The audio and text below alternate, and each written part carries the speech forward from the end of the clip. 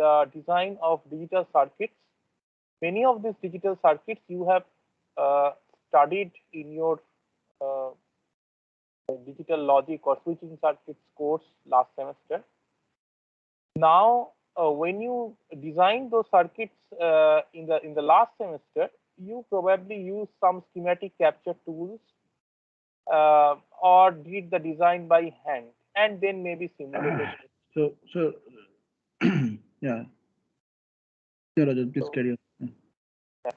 So this time you will write a code in a syntax similar to the C programming language, and that these are called design descriptions. These design descriptions can be simulated using special software, and you will be simulating those designs, and you will also be later on synthesizing these designs. Synthesizing is a procedure by which you turn these design descriptions into actual implementable circuits. Okay. We will target something called FPGA or field programmable gate array as our implementation platform. All of these terms will be, it might be unfamiliar to you, but as we go along, these things will become familiar. Unfortunately, because of the remote mode of class, you would not be getting access to the physical FPGAs until you come back to campus. So that is quite unfortunate. However, we will expose you to the design methodology of these circuits and how to map them on the FPGAs, so that later on at any stage when you have actual physical access to these FPGAs, you can do it. It is quite easy. You just need to synthesize the design, connect the FPGA to a USB port of your PC, and just map the design on the FPGA, and it starts working. It is very, very simple. Uh, Let me, because I was not involved in teaching of, I believe none of us was involved in teaching of your switching circuits course last semester. Let us get an understanding of your implementation or laboratory knowledge of what was done in the last semester.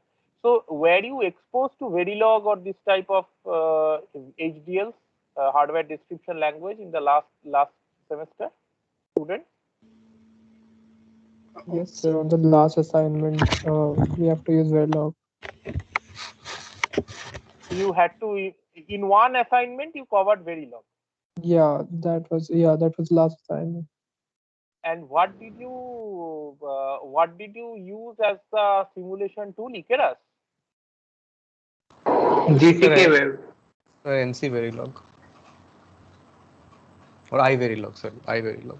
I Verilog is Ikeras.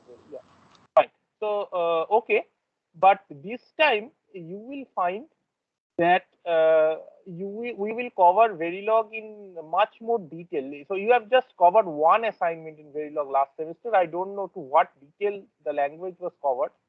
Verilog is a quite vast programming language, and you need some time to get the hang of it. I mean, you need practice, okay? And this practice you will have through solving assignments. Okay, several assignments will be given over maybe 1 or 2 months, or maybe more, to with increasing levels of difficulty. Okay, so that you get some sort of an idea of how complex digital systems can be implemented in Verilog. Of course, we would not be able to implement something of industry standard, which have like million lines or millions of lines of code, but at least we will at least try to go up to assignments which will require you to understand the language very nicely, very deeply, and to implement different types of circuits like combinational blocks, building blocks, digital building, sequential building blocks, etc. And most important, to integrate them to have a complete design. So we will have maybe not today, maybe from the next day, but we will start an detailed tutorial on Verilog. Okay. So it is highly suggested that you attend the tutorial in live. Okay, because see what happens is, of course you can have a look at the recordings later on. That will always be available for your later on reference. But during the lectures, you can always have some questions and doubts which you should ask and clarify immediately. Okay, because Verilog has some peculiarities which if you do not get a clear understanding at the very beginning, you will make mistakes while designing. Okay, it is not as simple as C type. I mean, all of us are familiar with procedural programming languages and which execute sequentially. Okay, so that is the default of our training. Verilog is not like that.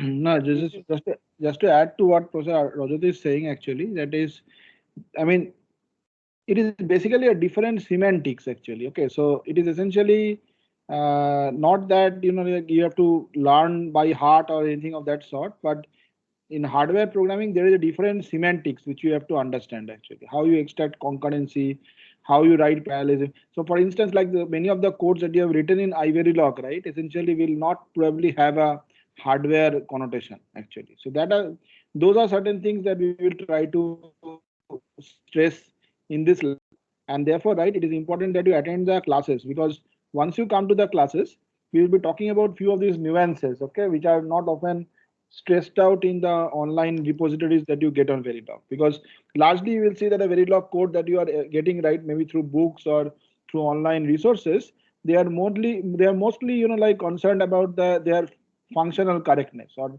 whether the output is correct or not, but not on the fact whether it's a hardware, by hardware it is proper or not. So that is what we will try to stress. Okay, yeah, please carry on. So anyways, so I can see about over close to 125 students who have now registered, who have now joined the course based on the invitation, and I believe we have reached our class 10, 122 till now. So more or less that is our class 10. Maybe it is 3 or 4 less, but anyways, we can survive with that. So please don't miss classes. Okay, online classes are happening does not mean that you have to miss classes. Please don't make that mistake. First step, in my email that I sent earlier, I had mentioned that have your group members ready. There will be 2-person groups. One of the TAs will circulate an email shortly, maybe by tonight, to all of you to fill up a Google form. In that Google form, you will need to submit, fill up the names of the 2 members and their roll number. This is the only information, and only one member of the group has to fill up the form. Okay, unnecessarily both the members filling up the form is not required. It just increases the effort of the TA. Yeah, the Google form is ready and it will be posted in Teams. So please take care. And as Professor Chakraborty said, I mean, if you are forming a group X and Y, then only one of you should be filling up the form. So Okay. if it is posted on Teams, they can individually access and individually enter this thing. Yeah, I Or mean, we are posting the link. Hello? Yeah, okay. So we'll post the link of the Google form in Teams. Yeah, but I was just thinking that some students probably have still not come on Teams. So will it help if we also email it to email that? I mean, we can post on Teams as well as email it to them. Because and also another thing, please have your login in Moodle ready. I have sent the passphrase and all this information. Please join the correct course. There are, over the years, there are at least 10, you will find 10 web pages for CS 39001 on Moodle. You choose the autumn 2021 web page. It should be mentioned in the title. You choose specifically that course and join it with the passphrase. Now, also during assignment submission, that will be done entirely through Moodle. The distribution of assignments as well as the submission of assignments will be done through Moodle. Teachers and TAs will manage it. Okay. You need to submit only one assignment per group. both the members do not need to submit. In fact, on Moodle itself, group-wise group formation will be done. So per group only one can submit. That will be the setting. Except in exams. During exams, both the members need to submit. So that we will specifically mention, because Moodle that setting can be done, that for individual assignments, whether we want a group submission or a student submission, that can be set. So we will do it. You don't need to worry. Just remember that by default it is one submission per group. Also, just based on our experience of teaching this course many times, at the end of the semester, students send us email, or earlier they used to come to our office in person and complain that, sir, in the entire semester, I have worked hard and my team member has done nothing. He does not know a single line of Verilog, but I have solved all the assignments and both of us have got the same marks in the assignment. So unfortunately, that is very difficult to verify. When there was physical lab, maybe the teachers can go to the individual tables and verify whether among the two group members who is actually doing the work and who is just sitting idle. But now that is not possible. Okay. So this you have to resolve among yourselves. This unfortunately is something which teachers in remote mode cannot resolve. And I agree that it is kind of unfair that a person who does not give any effort gets the same marks in the assignments as his team member. But unfortunately, we have to live with it. The only differentiating factor sometimes becomes the exams, because in the exams, because everybody has to write his own code, there the person who has learned the actual programming, he gets better marks, and the person who has been lazy in the entire semester, he gets less marks. So that is the differentiating factor essentially. Okay, so I would suggest that both the members of every group please concentrate on developing the skill set, because on the day of the exam there will be no help, no explanation, no help, no hints, nothing. Okay, no TA will give you any hint. You will be instructed not to give you any hint, so you are on your own. So remember that. And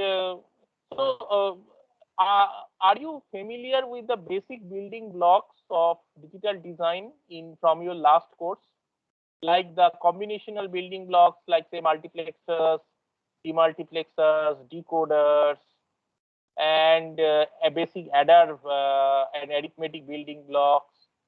Then in the sequential circuit, registers, shift registers, PPOs, Johnson counters, binary counters, and all these things. Not Johnson counters, sir, but the rest I think so, yes. Okay. Or shift registers, etc. you have run, right? Yes, sir. And design of binary counters, arbitrary modulus counters, all these things you know, right? No, sir. Okay. So yeah, so that is kind of the background that is essential for this course, because in the assignments you will find that you will be asked to basically use these building blocks to most of the times to build up your circuit. This knowledge will be. So actually another topic that will be covered in this course is MIPS 32 assembly language programming. MIPS is a microprocessor as well as an instruction set. MIPS 32 is an instruction set, 32-bit version of MIPS. These have not yet been covered in class. Right now, whatever is going on, that is kind of an introduction to the course. So once that Professor Bhattacharya finishes, I will take up the topic of MIPS 32 programming, assembly instruction set and assembly language programming. So we will also have assignments on that topic, probably in September. Okay, and for that you need to install a free simulator on your machine, whatever computer you are using, called Qt Steam. It is available for in Windows, Linux, Mac, all versions. It is even available on Linux and Mac in command line versions. So that will be required a very easy to use simulator tool that we will also kind of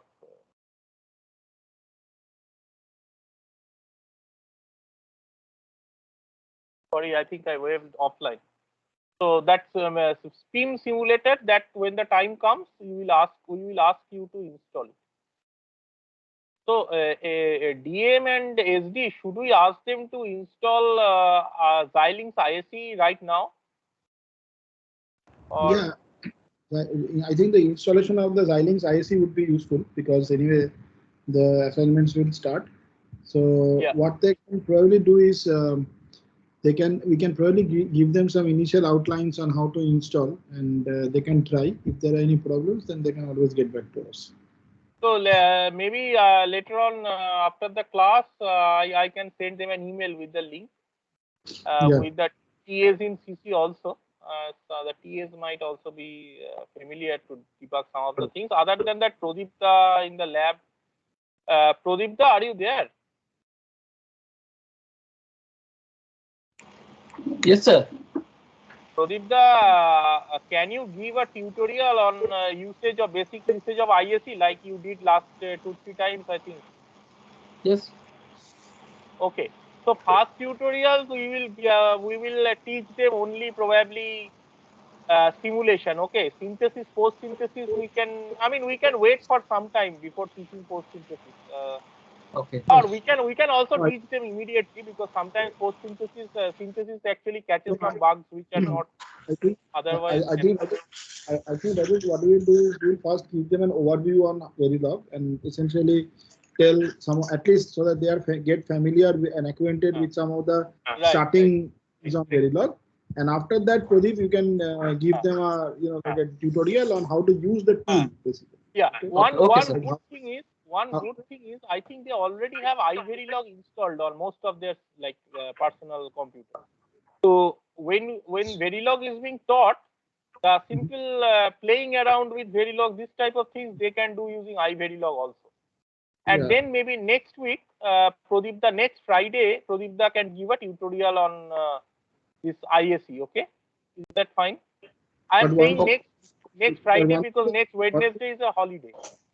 One thing the students have to keep in mind that iVerilog is only used to for the correctness verification. So in this course we will be not using iVerilog, I would say. Okay, so that we should keep in mind.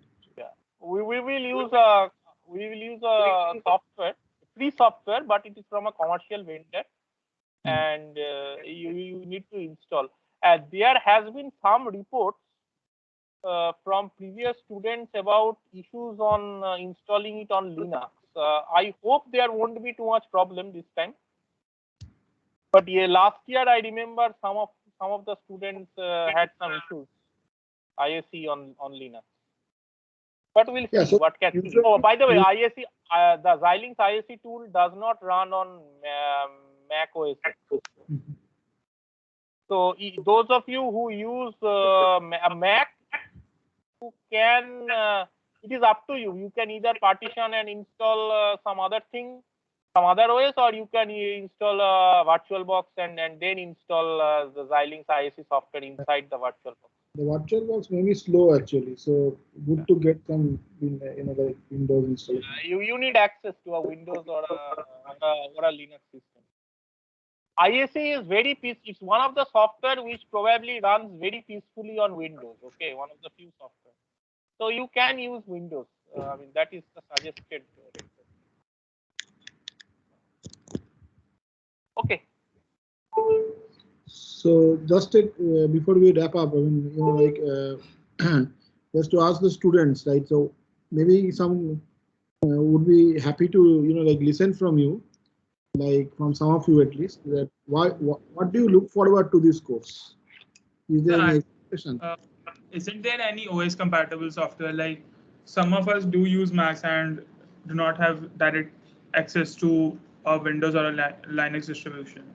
Not really that I know of. There are two options. One is iVerilog, and the other is there is something called EDA Playground. That is an online browser-based tool, a website where you need to create an account using your IIT email ID, and there you can simulate. But both of these is only for simulation. This does not allow any implementation. Unfortunately, this tool that we use is a tool which is accompanied with this vendor called Xilinx. Okay, and Xilinx essentially gives this software. There is also another improved software which is slightly more complicated.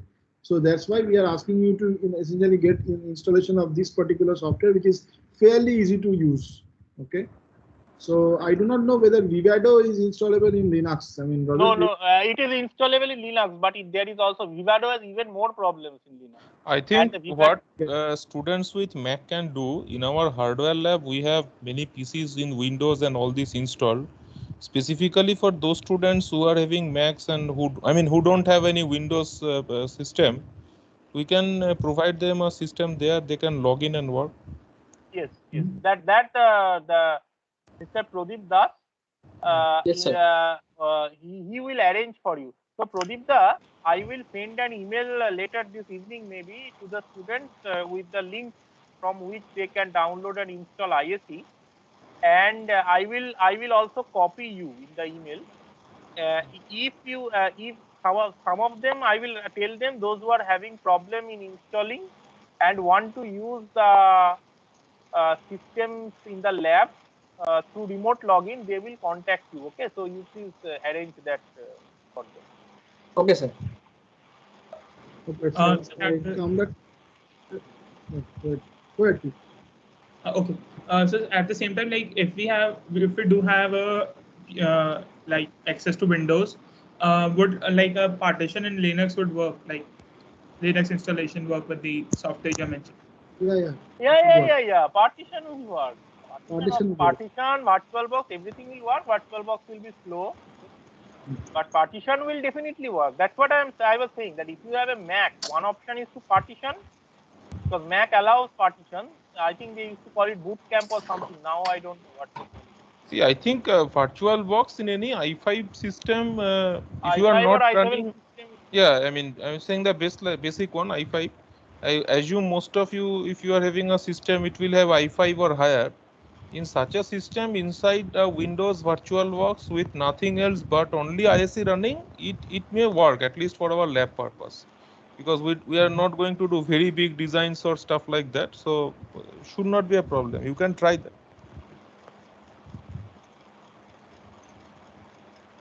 Yeah. Okay. Question? One last thing. A favor from you all. Would it be possible for you to like write down the sources that we are going to use? Like you are giving us names, but it isn't easy to track down these things. Of course, resources in a sense, what manual? What do you mean by resources? Manual? User manual? He means the software, sir. Like the software names and like where. We will send you emails. I told no you, problem. I will send you detailed email. I told you, na, in the evening or night. Okay. It is not like we are only saying the names here and it ends. It's not like that. So I will send you the URL from which you can download everything. Don't worry. Okay. Thank you, sir.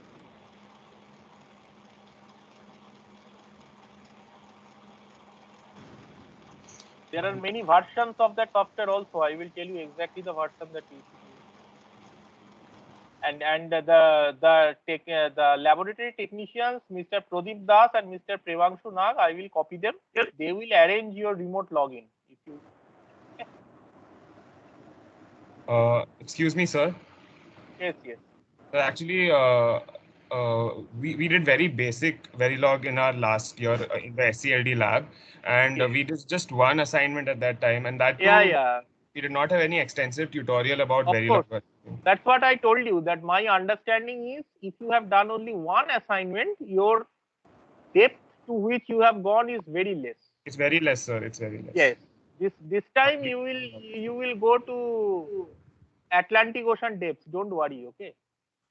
So the thing is, what I want to ask you is, what do you look forward to this lab?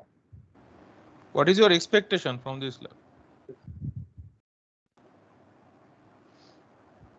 No expectations. Not really, sir. No expectations. You somehow want to go through this, earn some credits, and then get a good grade and then forget. Is it like your NCC course? No, sir. NCC, NSS, you have not done, right? No, in the first year you did probably. Yes. Have you done NCC? Sir, not NCC. I was in NSS. NSS. Yeah, I think, but the batch which took admission last year, they have not done. Yes, sir. I don't know what they are doing. Extra academic. What they are doing. At home, you cannot run. It is the problem. No, sir. So they are asked to click pictures and post them and show that they did some social work and things like that. Pictures of running. Yes, running, exercising, weight, stuff like that. Yes, sir. Excellent. Now most people should try for javelin actually. Aja, by the way, what is your exposure to using actual hardware labs? Like, have you ever used breadboards and trainer kits and these things? No, sir, but that we would have been able to use that had we had our third semester offline, but that was online, so we could not. We had our running hardware fully virtually. Yes, sir. Okay. We did our basic electronics intro to electronics lab online. So one thing you will see, mostly in the industry, hardware is actually like this. Okay? Yeah. So hardware has now become software. It's a white collar job also. Okay, so if you say in that sense, actually, I don't know what white or black, maybe a racist comment actually, but like it's something that you can do purely with software. Okay, so I would be curious to know, like what do you see, like as an outcome of this course? For example, you may have a vision, right, that once you do an algorithm course, you have some direction of work, or maybe theory course. If you are doing maybe a machine learning course, you have some direction of your profile, right? So what do you look for, like a course like a computer organization and architecture or lab corresponding to that? To be able to write faster programs. To be able to write in assembly. assembly is one. Okay. Yeah. So understand how the CPU is actually internally. Right now it's a black box and we write a high level code, but we'll understand what is actually there, the registers and stuff. Yes. And how the instructions work. Yeah. So basically you are kind of correct. I mean, taking in cue of that, this course, right, or at least this lab will essentially deal with two things. Okay. One is how do you build a processor, at least get a flavor of that. And the second thing is that how do you write programs on that processor? Okay. So both are equally important. Even if you are writing tomorrow, like a software where you would like to take care of or, like utilize the underlying hardware resources that you have. For instance, in your modern day computing architectures, like maybe Intel or AMD or whatever, whichever processor you are writing your codes on, there are a lot of instruction supports actually, which if you are unaware of, you cannot write codes which are, are very optimized and, you can get the best of performances. But this course essentially gives you, like a dual advantage because or have an idea about how the hardware architecture is built. So essentially it is kind of aligned with maybe, like some of the philosophies that is followed by very well-known processor design companies. So which we called as RISC design style. I think we will be following that style of programming or processor design paradigm. And the second thing which you also learn is, like how do you build or how do you write your codes, which we called as assembly codes on such processors actually. Okay. So we will try to give you a flavor of both of these. Okay. So I guess many of your seniors get into this kind of jobs, right? Low latency programming. Heard of this term? Yes, sir. Yeah, so for doing low latency efficient programming, all that Professor Mukhopadhyay said, that is a very important aspect. You have to understand how the hardware works and how the assembly runs in the processor. And just to talk about a relevant thing, an in thing, I would say, like ML and data science, there is a buzzword nowadays, and even with respect to such workloads, how to design an optimal processor, an optimized processor, which can churn out big data, is one of the most in things in the industry. So just to keep everybody excited, I posted some links here. You may have a look. Yeah. So like just taking cue of that, like AI or ML is not new. Okay, it was also in vogue before. Okay, so why did it like lose its like why in the first, I would say, like, if I consider there are 2 runs of that, can anybody tell like why it was not so successful in the first run and suddenly became successful now, or at least potentially is becoming successful now? The availability of large data sets and better hardware. What? The availability of large data sets and much better hardware than before. Yeah, I mean, largely it has to do with, like the advent of microprocessors and the development of microprocessors, the parallelisms that we have essentially in our underlying architectures. Okay. So just somebody said large data sets, right? Can you just say how large data sets suddenly became available, which was not available earlier? I mean, not many people were using computers earlier. Now everyone is connected to the internet, maybe. So they can fill forms and. Yeah, but where are they stored? Cloud computers. Sorry? Where? Computers. Data center, cloud computers. Data lakes. So what are they basically? Hardware. So you see, it all boils down to the fact that you need, like lot of memory support and you need lot of compute power. Okay. So without which, right, you cannot really realize the potential of these technologies. Okay.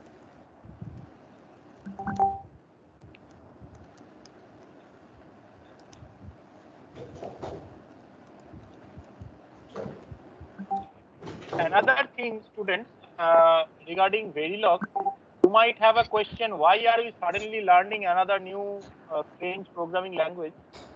The reason is that if you want to do complicated digital circuit design by hand, it is almost impossible. Okay, modern digital circuit design has become so complicated that you cannot do it by hand.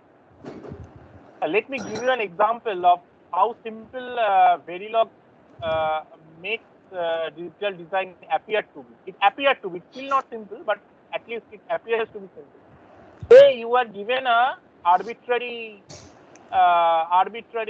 state machine, okay, the state diagram of an finite state machine, and you are asked to implement this circuit. So there is a standard procedure. You write present state next state table, from which you figure out what should be the input of the flip-flop. Now the flip-flops themselves might be JK or D, depending on, say, D flip-flop, to make life simple. So you do everything by hand, solve several Carnot maps. In that you make one mistake, your entire circuit is wrong. Okay. This manual labor in design can be avoided if you know Verilog. Because in Verilog, if you describe the specification of the finite state machine in correct format, and if there is no error in your description of the specification, of course, it has to be syntactically and semantically correct. What you are writing in the Verilog has to make sense. Syntactically correct, otherwise it won't compile, and semantically correct, otherwise it will lead to circuits which you didn't want. Okay. Now, supposing you have done that, you will find that it is just a one click.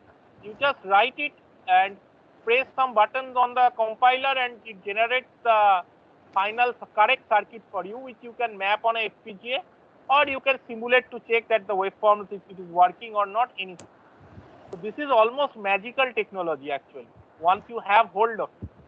This is comparable to compilers of high-level languages. If you needed to write every program at assembly language level, and you had no GCC or G++ or no high-level language compiler, life would have been very difficult. As you will find that writing code in assembly language is much, much tougher than other types of high-level programming language, right? So this exactly the kind of the same usefulness is provided by the type of software that you are going to learn to use, and the Verilog programming language where you can describe the functionality of the circuit in a syntax similar to C, at a level which is similar to C, in some cases even more powerful than C, because it has many constructs which are not supported in C. Okay. So all these things you will learn. It's a very interesting topic, and we sincerely hope you enjoy this, and this becomes a useful skill set for you later in your career, wherever you work or you study or do higher take higher education or do research. This will become a very useful skill set. Actually, this is becoming important because many companies nowadays have started supporting heterogeneous computing platforms on clouds. For example, Intel, Amazon, all these companies, where you can write your code in either C or C++ or directly in Verilog type of things, and then their special compiler toolchain takes your code or design descriptions and compile them and map it to different platforms, whatever you want, either to GPU or to CPU or to FPGAs or a mixture of them, which is very interesting. You can write your code in C++, that gets transformed to Verilog, then it gets mapped to the FPGAs. This type of technology is also available.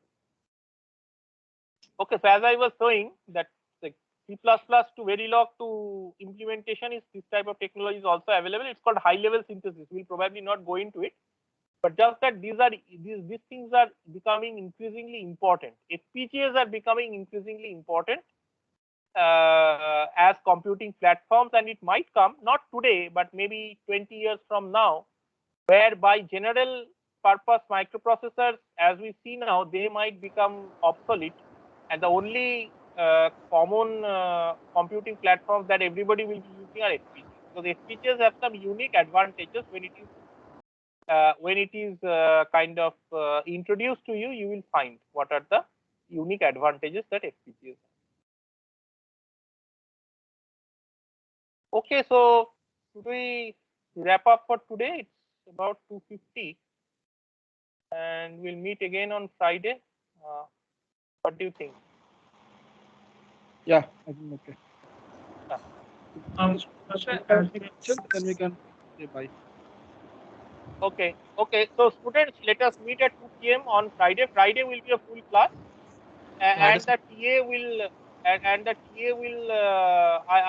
will send emails to. Acha, Srijita will send the email, right? Or yes. No. You have all the mail IDs? No, I have shared the Google Form link. I will share the. You have shared it on where? Teams. On Teams. I would still suggest I will send you the role sheet downloaded from ERP, which has all the email IDs. I would suggest still to be on the safer side. You just send it through email also using those email IDs. Okay. Sure, sir. Okay. Thank you. Students, please fill up your these things. And sir, one more thing, for all the TAs, can you please add the Gmail account as well? Because sometime I saw that the mail actually went to spam for both me and Shomodduti.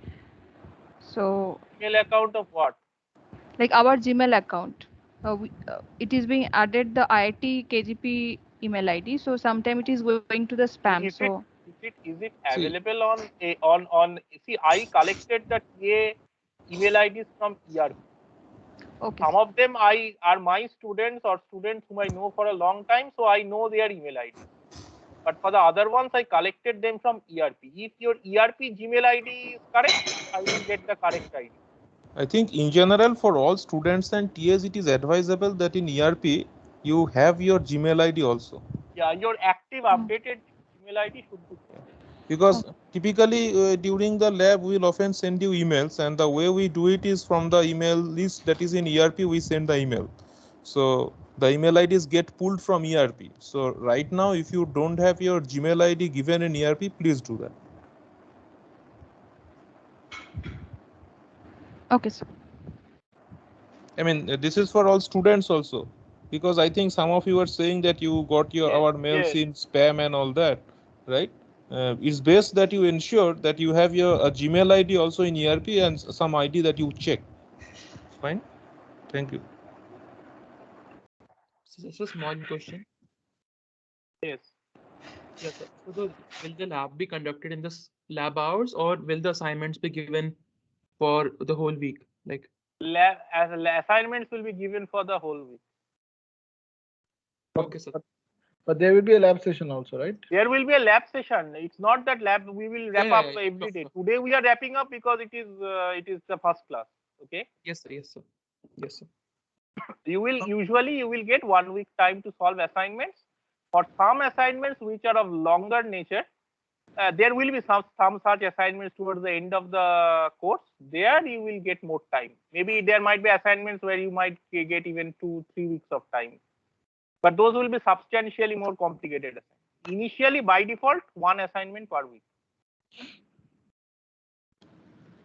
So what will be like the distribution for the on Wednesday we'll be having a lab session and on Friday a tutorial session, or like? No. That will be dynamic. That we will decide.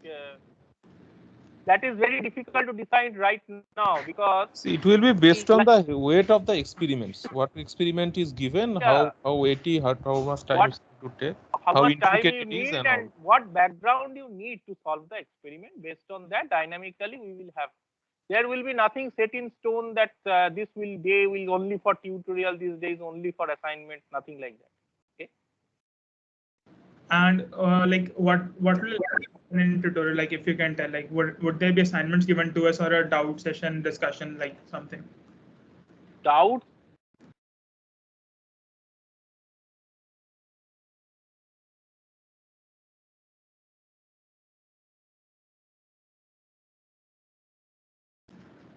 So I'm not able to hear you. Is it from my side? Yeah, I'm also not able to hear.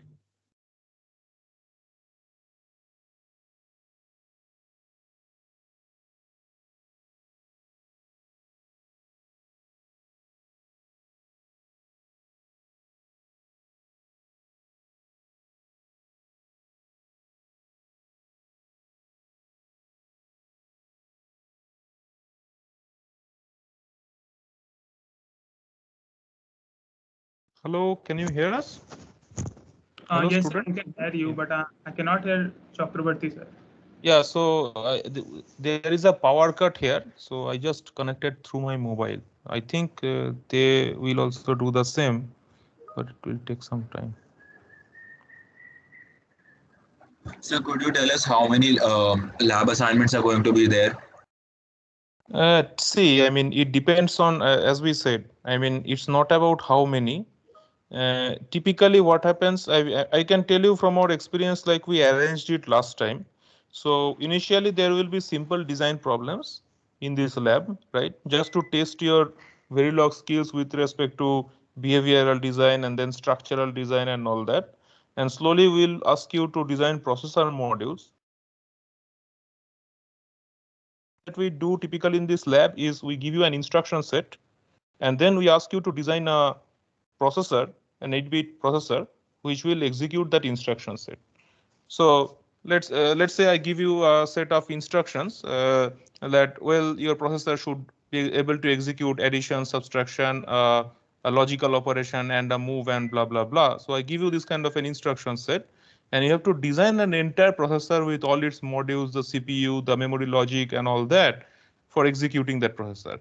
Now, when this lab used to operate in a physical manner, what we did is that every student was supposed to design in Verilog, and then they would be synthesizing this processor for executing on the real hardware, that is the Xilinx FPGAs that we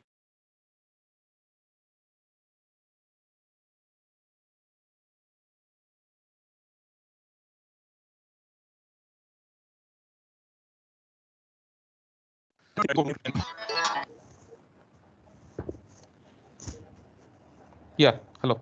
So that part we cannot do that remotely. And so finally that would be the assignment. And so that is about the Verilog part. And well, there is another interesting question, that how do you know your design is correct, right? So since we will be giving you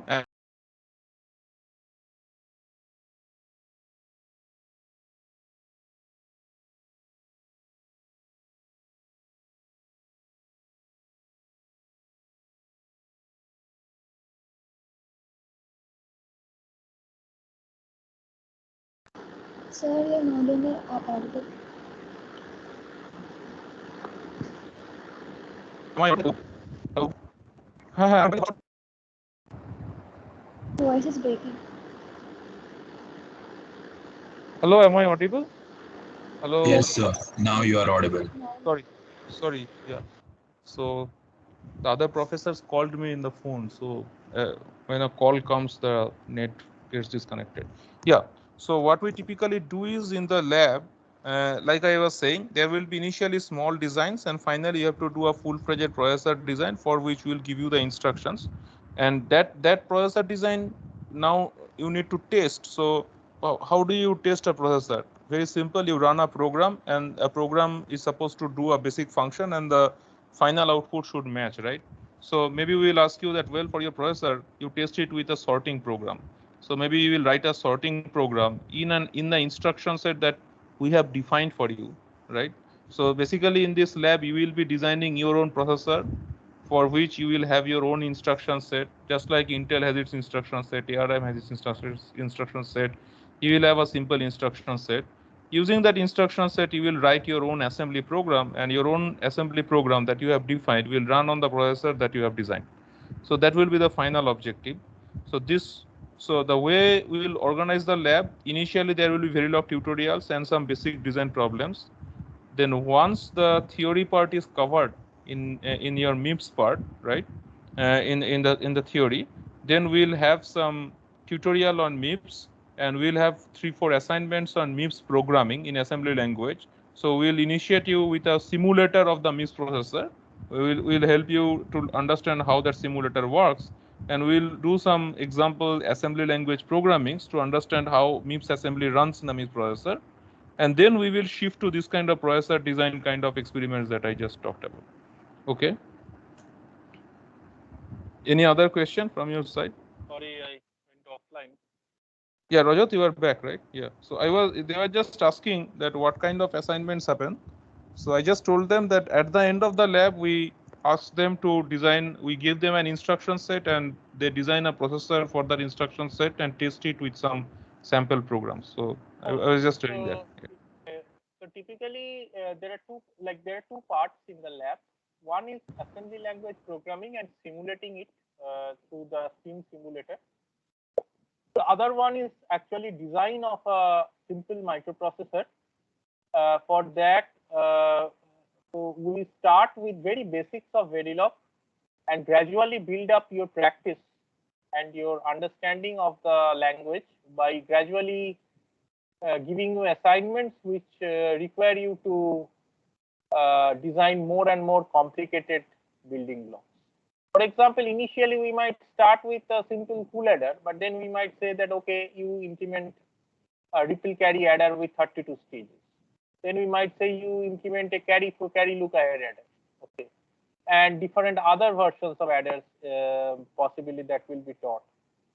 We will teach you arithmetic algorithms, multiplication algorithms, and we'll ask you to implement those multiplication algorithms. These are for arithmetic circuits. Similarly, we will ask you to design interesting combinational circuits, interesting sequential circuits as building blocks. And later on in the final assignments, you will be asked to given an instruction set, an abstract instruction set, and you will be asked to implement it.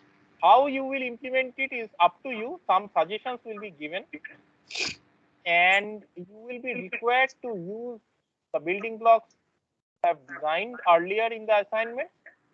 And most importantly, you will be required to use your understanding of the Verilog language that you have developed in designing, in solving the previous assignments.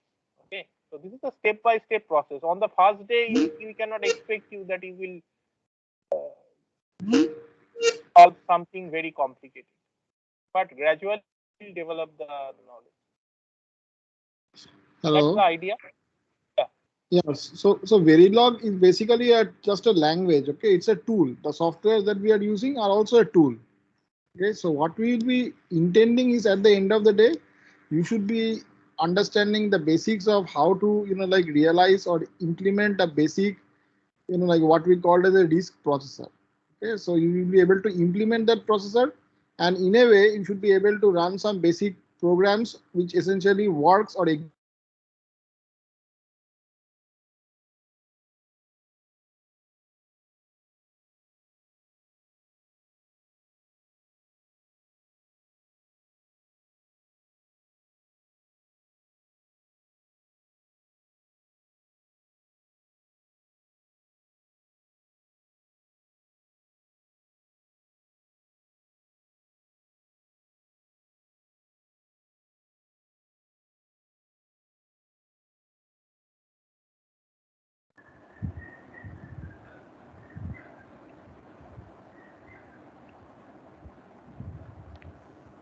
Hello. Yeah, I think DM got disconnected. sir is. yeah, So sorry, there is the DM is back.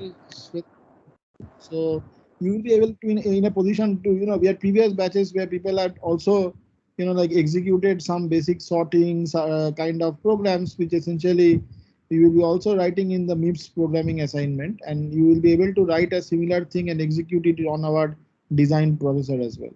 Okay. So therefore, right, what is important is that you stay in pace with us and you participate in the class, try to understand what it basically means to understand the architecture, which you will be learning in the class. See, it is very important that you essentially understand the architecture and you essentially think about the hardware. So we call this kind of, like we say, it is like think hardware, but write software. So you'll be writing software, but mentally, right, you have to think about the hardware. Okay, so that essentially gives you a better combination rather than ending up purely writing a software code, which essentially will be useless. Okay, so it is important to keep that architecture perspective when you are writing your Verilog code and things like that. Yeah, another thing, students, that you should keep in mind, and that's all from my side. This is like I mean, everybody who learns Verilog, everybody who learns Verilog faces this issue. Is that please remember that there is some similarity of syntax in C and Verilog, as you will find later, or you might have already seen. But they are conceptually completely different. Okay, when you are designing Verilog, you have to keep in mind that you are designing hardware. And this takes some practice. It is not that easy, actually. This is from my personal experience of learning Verilog when I was a student, and you will also probably face these difficulties initially. Everybody faces, but then they overcome this difficulty because your thinking process changes. Yes. So one suggestion is draw a nice diagrams. Actually, if you are able to draw a nice diagram of your architecture, then translate that into then Verilog. Yeah. I mean, you trust us that this is from all of our experience of the teachers. Writing Verilog code is not difficult if your architecture is implemented properly, because then once you have nicely identified the different building blocks of your design, then individually implementing them is not that difficult. Initially, it might seem to you because you will have like silly errors like syntax errors, etc. But those with time you will overcome. So there is a question from a student where we will get more practice. I will inform you in the email that I send.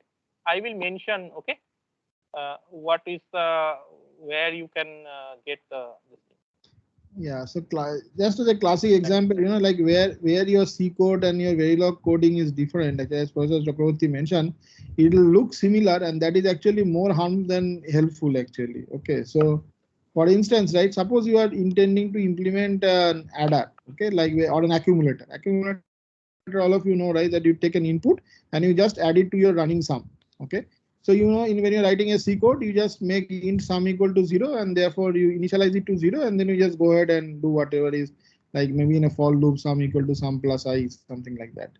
But when you are writing Verilog, you essentially often, when you are writing at the initial days, right, you start to do or try to look for such kind of things.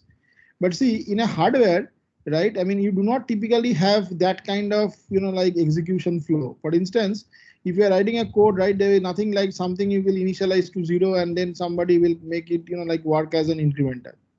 So therefore, in hardware, right, there is a definite notion of what is called as reset. Okay, so you need a sort of reset, or somehow you need to kind of implement a reset so that like that wherever you are storing the sum gets initialized to 0. Okay, so these are small nuances which essentially will differentiate what you are writing in Verilog, okay, and what you usually do it in C.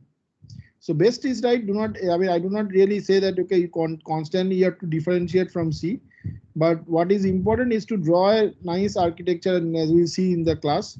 And once you draw the diagram, writing Verilog code is actually pretty easy. Okay, so I would say the 0th step would be to draw a nice diagram, and then we can start writing the codes.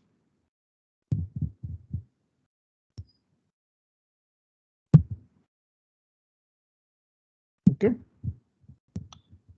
Okay, I think we are done, right, for today. I see. Yeah. Okay, I think we are done. So if we're done, then I think Okay then. Thank you. Okay, thank you. Bye. Bye for now.